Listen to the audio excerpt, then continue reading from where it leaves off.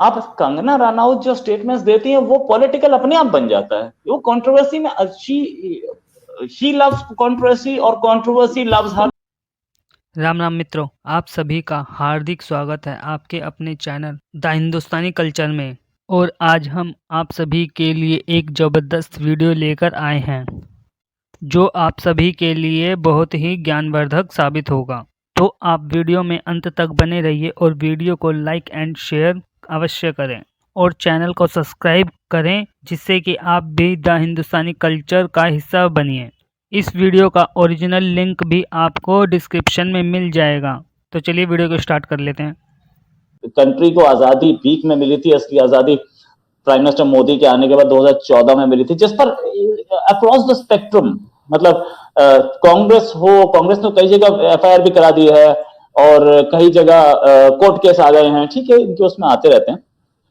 और सिर्फ यही नहीं, जनता दल यूनाइटेड यानी कि नीतीश कुमार, उन्होंने भी रिएक्ट किया है कि भाई मैं ऐसी चीजों पर रिएक्ट नहीं करता हूं, ठीक है। और दिल्ली कमीशन फॉर वुमेन ने भी उस पर शार्प रिएक्शन दिया। तो सबके साथ बोल रहे हैं कि भाई ये भीख में कैसे थी, क्या हम लड़े नहीं थे, क्या आजादी भगत सिंह नहीं लड़े थे आजादी के लिए, क्या सुभाष चंद्र बोस नहीं लड़े थे। आप कांग्रेस को उसका वो ना देना, कांग्रेस का मत दीजिए, लेकिन बाकी लोग भी तो थे। सुभाष चंद्र बोस एक आजाद हिंद फौज बना करके यहां तक आए थे और उसमें एक बहुत फेमस रेड फोर्ट ट्रायल हुआ था। और रेड फोर्ट ट्रायल हमारे लिए बहुत इंपॉर्टेंट है। इंपॉर्टेंट इसलिए है कि आजाद हिंद फौज जो थी उसके 3 ऑफिसर्स थे, एक गुरबख्श सिंह ढिल्लों, एक शाहनवाज हुसैन और एक प्रेम कुमार सहगल। क्योंकि एक हिंदू था, एक मुस्लिम था, एक क्रिश्चियन था और एक सिख था, तो ये 3 पे ट्रायल हुआ था और अंग्रेजों को उनको सजा देने की जगह उन्हें छोड़ना पड़ा, मजबूरी, इतना गवर्नमेंट का प्रेशर था, इतना इंडियन लोगों का प्रेशर था। तो ये सब के सब, या उसके साथ आप बोले तो बिरसा मुंडा भी थे और 50 लोगों का नाम था उसमें, वीर सावरकर से लेकर के। ये सारे के सारे क्या कर रहे थे, अबुल कलाम आजाद क्या कर रहे थे। तो ये स्टेटमेंट तो मतलब ऑफ कोर्स हिस्टोरियंस को और सबको तो खैर जो भी लगा होगा, लेकिन स्टेटमेंट तो मैडम मेरे हिसाब से ठीक नहीं था। आजादी कभी भी एक डोमिनोज पिज्जा टाइप आपके रोज टेस्ट पे नहीं आती है। आजादी के लिए लड़ना पड़ता है और सब लड़े थे। और इनफैक्ट और भी स्टेटमेंट्स ऐसे आए हैं अभी हाल में, सिर्फ कंगना रनौत का स्टेटमेंट नहीं है।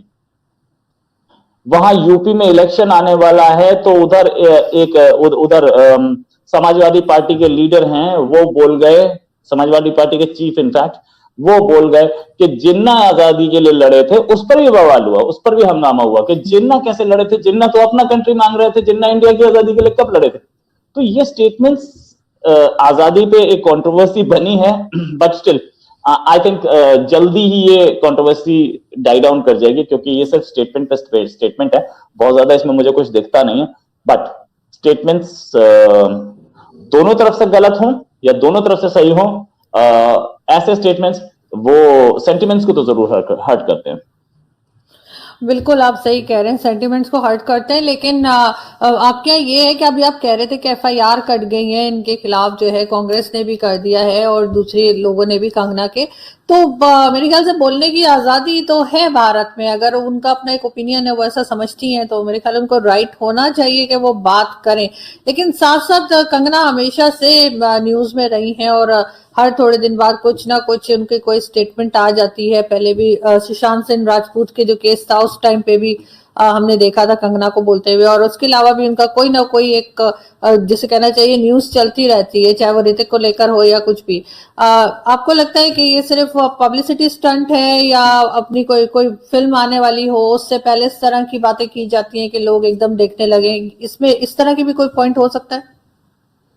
मैं बोलूं तो पब्लिसिटी स्टंट तो कंगना नहीं कर रही हैं फ्रैंकली। अब फिल्म तो मैं नहीं जानता हूं कि कोई आने वाली है कि नहीं, लेकिन कंगना का एक है, कंगना बोलने में बड़ी एक्सपर्ट है, उनको बोलने की आजादी है और वो पूरी आजादी वो पूरी लेती हैं।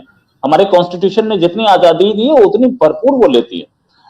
इससे पहले वो बोल रही थी शिवसेना गवर्नमेंट के खिलाफ, तो शिवसेना गवर्नमेंट ने उनका ऑफिस गिरा दिया था। अरे ये सारी चीजें होती रही है। She has been a target for speaking, but then वो आप तब से अब तक बोलने में तो उन्होंने कोई गुरेज नहीं किया, वो तब से कंटिन्यूसली, उनको तो ये भी बोला गया कि ये एयरपोर्ट पर उतरेंगे तो अरेस्ट कर लेंगे, और वो बोली कि ठीक है मैं पहुंच रही हूँ, अरेस्ट कर लो मुझे। तो कोई अरेस्ट तो नहीं हुआ, बट स्टिल इस लेवल तक कहानी पहुंच गई थी। तो कंगना बोलती हमेशा रहती हैं, कोई प्रॉब्लम नहीं है। और जहां तक बात यह कि एफआईआर कर दी है, तो एफआईआर तो कटेगी। ये अगर कंगना को freedom of speech and expression मिला है, तो अगर किसी की सेंटिमेंट्स हर्ट होते हैं तो उसको भी एक राइट मिला है कॉन्स्टिट्यूशन में, उसने अपना राइट एक्सरसाइज किया। ये दोनों राइट्स अपने अपने हैं। लेकिन जहां तक बात कि कंगना की, कंगना ने उस पर एक एक्सप्लेनेशन भी दिया है अपना। वो बोली कि मैं पहली नहीं हूं जिसने ऐसी बात बोली है कि कांग्रेस ने आजादी में कुछ नहीं किया था, या आजादी इस तरीके से मिली थी। वो मैं पहली नहीं हूं जो कि कांग्रेस को डिसोसिएट कर रही हूं आजादी से। अब बात ये एक बड़ा ही ऐसा क्वेश्चन है कि ये कांग्रेस जो आज है, क्या 70 साल पहले यही कांग्रेस थी? There is a big question mark on it. पहली चीज, 70 साल पहले जो लोग थे वो आज नहीं, ठीक है। नेहरू आज उस समय थे आजादी के टाइम पे, और उनकी डॉटर के बेटे के बेटे बैठे हैं आज कांग्रेस में, राइट। तो there is a generation gap. दूसरी चीज, इसी कांग्रेस के लिए तो महात्मा गांधी ने बोला था कि अब आजादी मिल गई है तो इस कांग्रेस को बंद कर दिया जाए। अब सब अपनी अपनी पार्टी लेके लड़ रही है, तो इस कांग्रेस को बंद भी नहीं किया गया, राइट। तो ये चीजें भी हैं।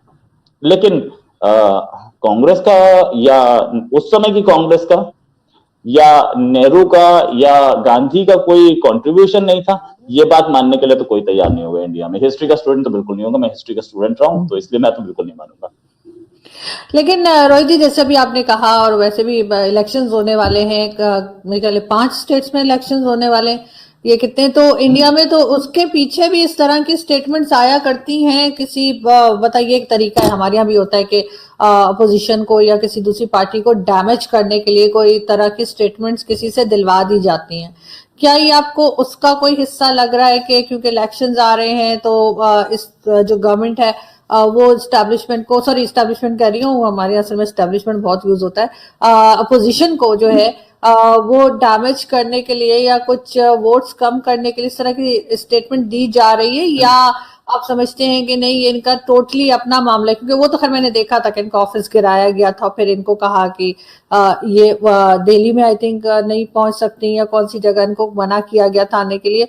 वो सब कुछ है अपनी जगह, लेकिन फिर भी क्या ऐसा लगता है कि ये किसी ना किसी जगह पे जो है गवर्नमेंट को सपोर्ट कर रही हैं और दूसरी पार्टीज के खिलाफ बात कर रही हैं?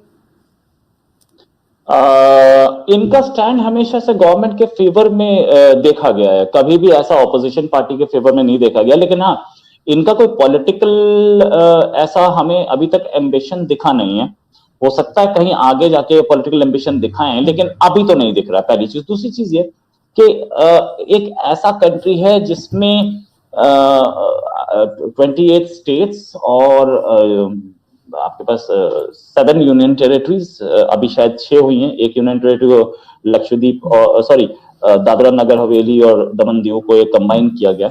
अगर आपके पास इतनी यूनियन टेरिटरीज हों और इतनी स्टेट्स हों, और सारी की सारी स्टेट्स में लेजिस्लेचर है, 3 यूनियन टेरिटरीज में लेजिस्लेचर, एक स्टेट जम्मू कश्मीर और लद्दाख भी बढ़ गई, 9 गई, तो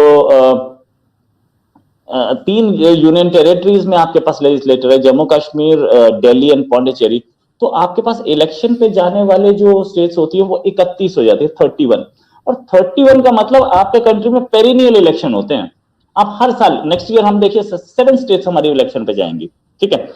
तो उसमें यूपी भी है, यूपी बड़ी एक्टिव स्टेट है, और 80 स्टेट्स 543 जो हमारे एमपीज हैं उसमें से 80 सीट वो देती है सेंटर को। गुजरात है, प्राइम मिनिस्टर मोदी की अपनी स्टेट है, उत्तराखंड है, हिमाचल है, पंजाब है, जहां पे अभी हमने बहुत बड़ा ड्रामा देखा, कांग्रेस में इतना बड़ा हंगामा हुआ, सिद्धू की लड़ाई अमरेंद्र सिंह से, एंड देन चन्नी साहब सीएम बने। गोवा भी जा रही है। तो ऐसी लेवल पे पॉलिटिकल स्टेटमेंट्स तो आती हैं,